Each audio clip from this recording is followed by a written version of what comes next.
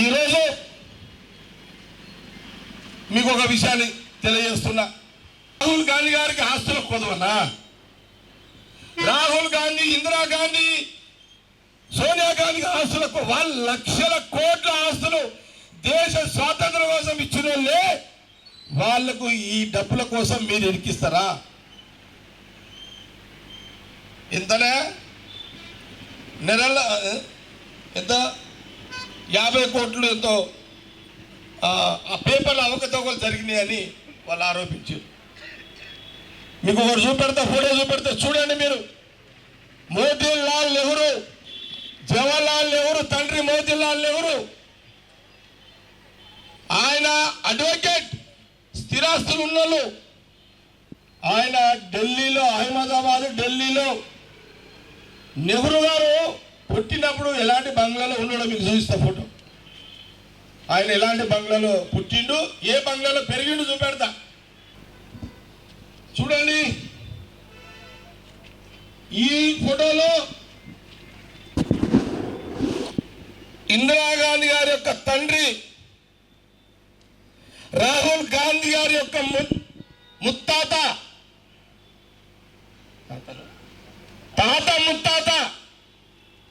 ముత్తాత అంటే మోతీలాల్ నెహ్రూ, తాత అంటే జవహర్లాల్ నెహ్రూ.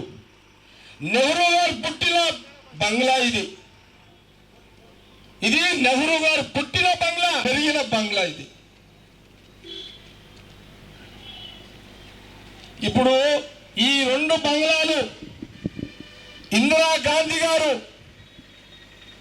ప్రభుత్వానికి, దేశ ప్రజలకు అంకితం చేశారు. ఈ బంగ్లాలన్నీ కూడా, ఈ 2 బంగ్లాలు, నెహ్రూ గారు పుట్టిన 2 బంగ్లాలు దేశ ప్రజలకు అంకితం చేశారు, ఇచ్చేసారు.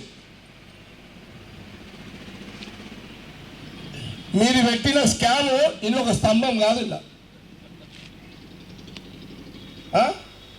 ఇలా దర్వాజాలు కలుపుకుంటే అవుతాయి. ఇలా స్తంభాలు, దర్వాజాలు కలుపుకుంటే ఎవడైనా బుద్ధుల్లోనే పెడతాడా? ఇది ఎవడైనా ఇంత జ్ఞానం ఉన్నదా? ఎవరైనా తెలివిలోనే పెడతాడా?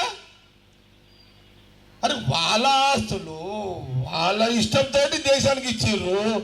మీరేంద్రాలైనా మొన్న పుట్టి ప్రధానమంత్రులు అయ్యి సోనియా గాంధీ, రాహుల్ గాంధీ మీద మీరు కేసులు పెడుతున్నారు. ఏంద్రా ఇది? ఎక్కడ లేవురా బాబు? మీరు పెట్టిన స్కామ్ ఖర్చు ఇంట్లో 2-3 దర్వాజాలు, ఇంట్లో 2-3 దర్వాజాలు. ఇంత దుర్మార్గమా? ఆర్ఎస్ఎస్, బీజేపీ యొక్క కుట్ర ఇంత విషమా? అందుకే ఇప్పుడనే కాదు, మీ బాడీలో, మీ బుర్రలో మొత్తం విషాలు నింపుకున్నారు. మహాత్మా గాంధీ నుంచి మొదలుకుంటే ఈరోజు రాహుల్ గాంధీ గారి వరకు వాళ్ళని ఏ రకంగా ఇబ్బంది పెట్టాలి, ఏ రకంగా వాళ్ళని నాశనం చేయాలని కుట్ర చేస్తున్నది బీజేపీ, ఆర్ఎస్ఎస్ అని చాలా స్పష్టంగా కాంగ్రెస్ పార్టీ తెలియజేస్తున్నది. ఇవన్నీ నిజాలు,